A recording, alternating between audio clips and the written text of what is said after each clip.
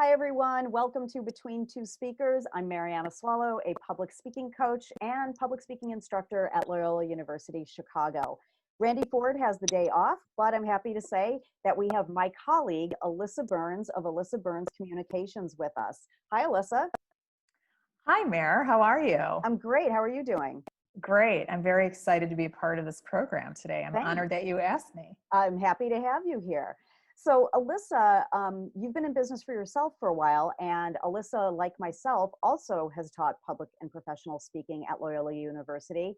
And Alyssa, one of your specialties is teaching people how to own the room. What are some of your tips for us?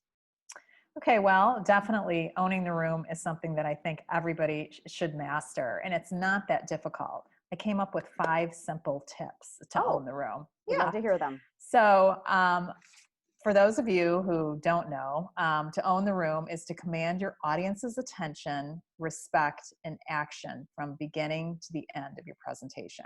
Mm-hmm. So it's a great thing to accomplish, and with some tips and awareness, you can do it. I think absolutely number 1 is confidence. It's hard to command your audience's attention if you lack confidence. Mm-hmm. So several studies demonstrate that confident speakers are viewed as more credible and more likable than someone who's not confident. Yep. So I think we all gravitate towards people that express confidence, that have an air of confidence about them. So I think confidence and influence go hand in hand. Mm-hmm. So if you encounter someone who has confidence, you'll tend to believe and trust and follow him or her. Do you think there's a little bit of fake it till you make it? Because nobody's born confident, right? It's something we need to work on, right?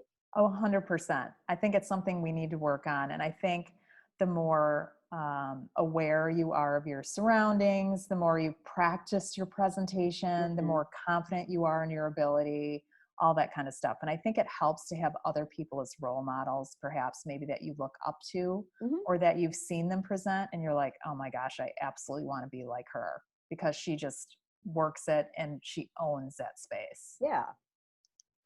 Okay, so number 2, I would say delivery is hugely important.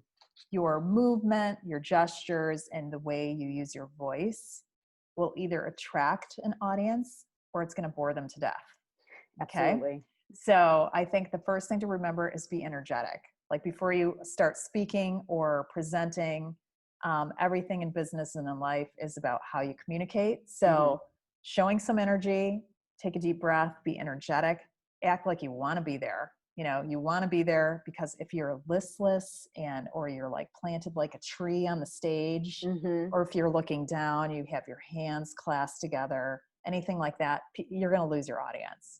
So it's important to have energy. I know I myself am always attracted to people that have good energy. You have really good energy. I knew this second I met you from across the table at our adjunct orientation. I was like, she's cool. She has great energy. Well, thanks, Alyssa. Yeah, I felt the same about you. Oh, well, good. So I do think that it doesn't mean you need to be a crazy clown on the stage or run back and forth or anything. It just means that you have to have a little bit more energy than your audience. People are naturally attracted to energy. Absolutely. So that's the first thing about delivery. Okay. Second is eye contact. Eye contact is incredibly important. I always think that when you're up there and you make eye contact with certain individuals in your audience, I try to just even make eye contact for 5 seconds. So they're looking right back at you. You look at them and then you move to someone else and make eye contact. You've got to make eye contact with your audience. So it's like a conversation, right?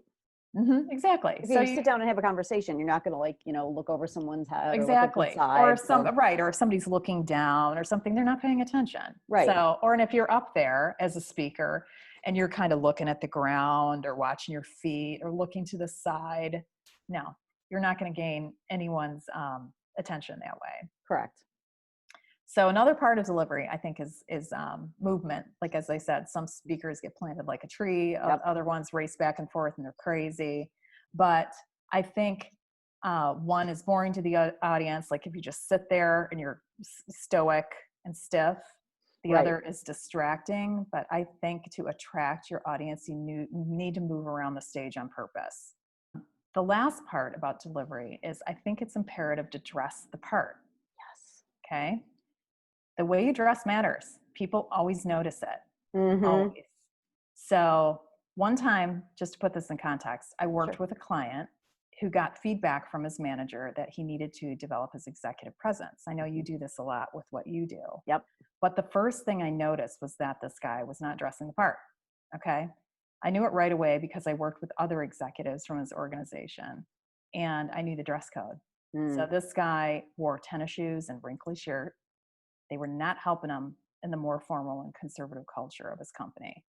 Just by putting on a nice polished shoes and an iron shirt, he started getting the attention Mm-hmm. and respect and recognition he deserved.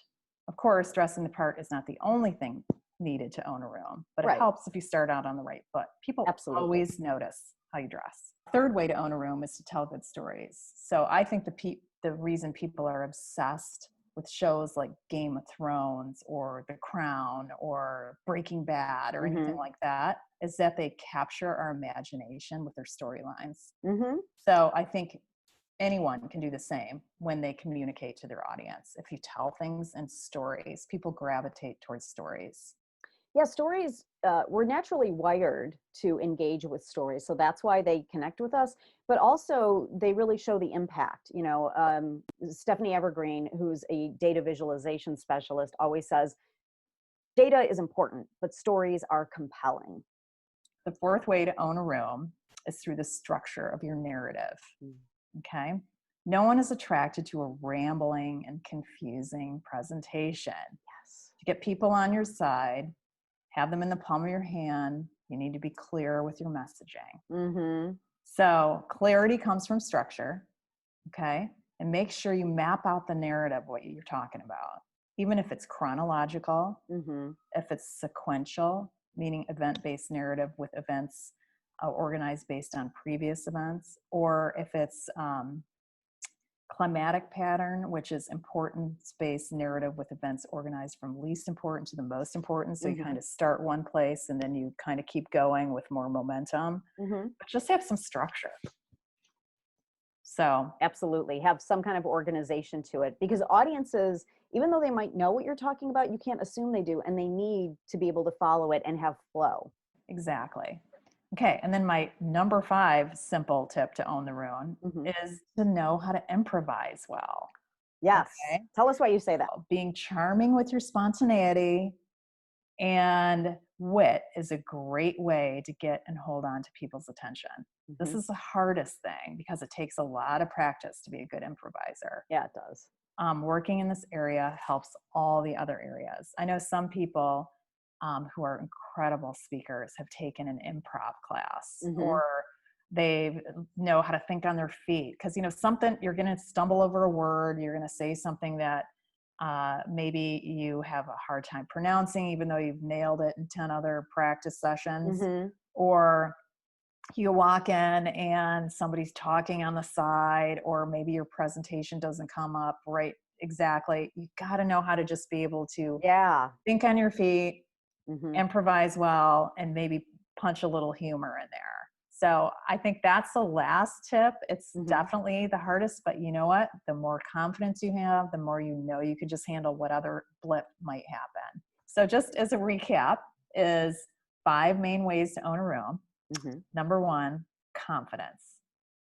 Number 2, delivery. Number 3, structure.